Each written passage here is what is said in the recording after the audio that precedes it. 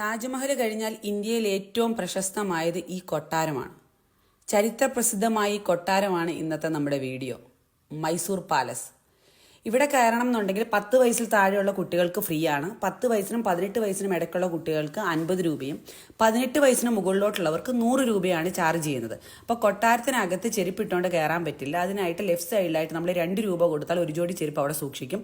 തിരിച്ചു വരുമ്പോൾ നമുക്കത് എടുത്തുകൊണ്ട് പോവുകയും ചെയ്യാം. അപ്പോൾ മൈസൂർ കൊട്ടാരത്തിനെ പറ്റി പറയുകയാണെങ്കിൽ എല്ലാവരും മൈസൂർ കൊട്ടാരം എന്നാണ് ഇതിനെ വിളിക്കുന്നത്. ശരിക്കും പറഞ്ഞാൽ ഇതിനൊരു പേരുണ്ട്, അംബാവിലാസ് പാലസ് അല്ലെ അംബാവിലാസ് കൊട്ടാരം എന്നാണ് ഇതിന്റെ പേര്.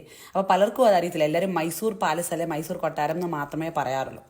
ഇതിന് രാവിലെ 10 മണിക്കാണ് ഇത് ഓപ്പൺ ചെയ്യുന്നത്. അതുപോലെ തന്നെ വൈകിട്ട് 5:30 ഇത് ക്ലോസ് ചെയ്യും. ഇതിനിടയ്ക്ക് വെച്ചിട്ട് നമുക്ക് ഈ ഒരു മൈസൂർ ഉണ്ടെങ്കിൽ നമുക്കിത് കാണാൻ പറ്റും. മൈസൂറിന്റെ ശരിക്കും പറഞ്ഞാൽ മധ്യഭാഗത്താണ് നമ്മുടെ ഈ മൈസൂർ കൊട്ടാരം നിൽക്കുന്നത്. അതുപോലെ തന്നെ ദസറ എന്ന് പറയുന്ന മൈസൂരിലെ ആളുകളുടെ ഏറ്റവും വലിയൊരു ഉത്സവമാണ്. ആ ദസറ ടൈമിൽ, ആ ആഘോഷ ടൈമിലെ ഏറ്റവും പ്രധാനപ്പെട്ട ഒരു വേദി ഈ മൈസൂർ പാലസാണ്. പിന്നെ ഇതിന്റെ ഒരു ചരിത്രം പറയുകയാണെങ്കിൽ നമ്മുടെ മൈസൂർ പാലസ് ഭരിച്ചിരുന്ന വാഡിയാർ രാജവംശമായിരുന്നു. അപ്പം ഈ നിലനിൽക്കുന്ന ഇപ്പം നമ്മൾ കാണുന്ന മൈസൂർ കൊട്ടാരത്തിന് മുമ്പ് കൊട്ടാരങ്ങളുണ്ടായിരുന്നു. പക്ഷെ അത് തകർക്കപ്പെടുകയും കത്തി നശിക്കുകയൊക്കെ ചെയ്തിട്ടുണ്ടായിരുന്നു. അതിനുശേഷം നമ്മൾ ഈ കാണുന്ന കൊട്ടാരം 1897 പണി തുടങ്ങുന്നത്. 1912 ഇതിന്റെ പണി പൂർത്തീകരിക്കുന്നത്. അതുപോലെ തന്നെ ഇതിന്റെ ആർക്കിടെക്ട് എന്ന് പറയുന്നത് ഹെൻറി ഇർവിൻ എന്ന് പറയുന്ന വ്യക്തിയാണ്, ബ്രിട്ടീഷുകാരനാണ് അദ്ദേഹം.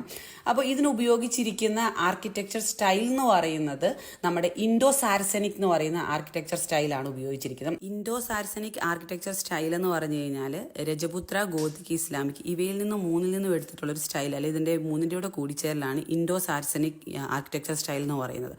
ആ രീതിയിലാണ് ഈ പാലസ് നിർമ്മിച്ചിരിക്കുന്നത്. അതുപോലെ തന്നെ ഈ പാലസിന് 4 എൻട്രൻസ് ഉണ്ട്. അതിലെ മെയിൻ എൻട്രൻസ്, ഇപ്പം നമ്മൾ മൈസൂർ പോവുകയാണെങ്കിൽ രാത്രിയാണേലും നമ്മൾ നൈറ്റ് വിഷ്വൽ അല്ലെ പകലാണേലും മെയിൻ എൻട്രൻസിൽ നിന്നിട്ടാണ് ഫോട്ടോ എടുക്കാറൊക്കെ ഉള്ളത്. ആ ഒരു സ്ഥലത്തിനെ ജയ മാർത്താണ്ഡ എന്നാണ് അറിയപ്പെടുന്നത്, മെയിൻ എൻട്രൻസ്. പിന്നീടുള്ളത് വടക്ക് ജയരാമ, അതുപോലെ തന്നെ തെക്ക് സൈഡിലുള്ള എൻട്രൻസിനെ ബലരാമ, അതുപോലെ തന്നെ പടിഞ്ഞാറ് സൈഡിലുള്ള എൻട്രൻസിനെ വരാഹ എന്നുമാണ് അറിയപ്പെടുന്നത്. അപ്പോൾ ഇതാണ് നമ്മുടെ മൈസൂർ പാലസിനെ പറ്റി നമുക്കറിയാവുന്ന ചരിത്രം. അപ്പം ഇത് എല്ലാവരും മൈസൂർ പാലസ് പോകുമ്പോൾ കാണുമ്പോൾ ഓർത്തിരിക്കുക. അപ്പോൾ ഒരു ചരിത്രം പറഞ്ഞു എന്ന് മാത്രമേ ഉള്ളൂ കേട്ടോ. പിന്നെ മൈസൂർ പാലസ് ഇപ്പോഴും കണ്ടാൽ നമുക്ക് ഭയങ്കരമായിട്ട് അത്ഭുതം തോന്നും. എനിക്കെപ്പോഴും ഓരോ തവണ കാണുമ്പോഴും ഇത് 6 തവണയോളം ഞാൻ കണ്ടു. ഈ 6 തവണയും എന്നെ അത്ഭുതപ്പെടുത്തിയിട്ടുണ്ട്. കാരണം അന്നത്തെ കാലത്തെ രീതി വെച്ചിട്ട് നമ്മൾ ചിന്തിക്കുമ്പോൾ ഇതൊരു അത്ഭുതം തന്നെയാണ്. പിന്നെ സൺഡേയ്സിലും ഞായറാഴ്ച വരികയാണെങ്കിൽ ഞായറാഴ്ച വൈകിട്ട് 7 മണിയാകുമ്പോൾ ലൈറ്റ് ഷോ ഉണ്ട്. അത് ഭയങ്കര മനോഹരമാണ് മൈസൂർ പാലസിൻ്റെ നൈറ്റ് ഷോ എന്ന് പറയുന്നത്. അതുപോലെ തന്നെ പബ്ലിക് ഹോളിഡേയ്സിലും സൺഡേകളിലും മാത്രമാണ് അവിടെ ആ ലൈറ്റ് ഷോ ഉള്ളത്. ഇത്തവണ ഞങ്ങൾക്കത് കാണാൻ പറ്റില്ല. കഴിഞ്ഞ തവണ ഞങ്ങൾ കണ്ടിട്ടുണ്ടായിരുന്നു. അത് കാണണം. ഈ ഒരു പാലസ് ഫുള്ള് ലൈറ്റിൽ കുളിച്ച് നിൽക്കുന്ന, സ്വർണ്ണ കളറിൽ നിൽക്കുന്ന ഒരു കാഴ്ചയുണ്ട്. അത് ഭയങ്കര രസമാണ് കേട്ടോ. അത് രാത്രി 7 മണിക്കാണ്. അപ്പോൾ അത് നിങ്ങൾ പോവുകയാണെങ്കിൽ പബ്ലിക് ഹോളിഡേയ്സിൽ പോകാണെങ്കിൽ കാണാൻ പറ്റും. അതുപോലെ തന്നെ സൺഡേകളിലും പോയാൽ കാണാൻ പറ്റും. അത് രാത്രി 7 മണിക്കാണ്. ഈ പാലസിന് ഏറ്റവും കൂടുതൽ ഭംഗി കൂട്ടുന്നത് ഇവിടുത്തെ ആ ഒരു മാർബിളിൻ്റെ സ്റ്റൈലും അതുപോലെ തന്നെ ഇമ്പോർട്ടഡ് ആയിട്ടുള്ള ടൈലുകളാണ് ഇവിടെ യൂസ് ചെയ്തിരിക്കുന്നത്. അതുപോലെ തന്നെ തടികളിലുള്ള കൊത്തുപണികൾ, ഓരോ ഡോറും കാണാൻ ഭയങ്കര മനോഹരമാണ്.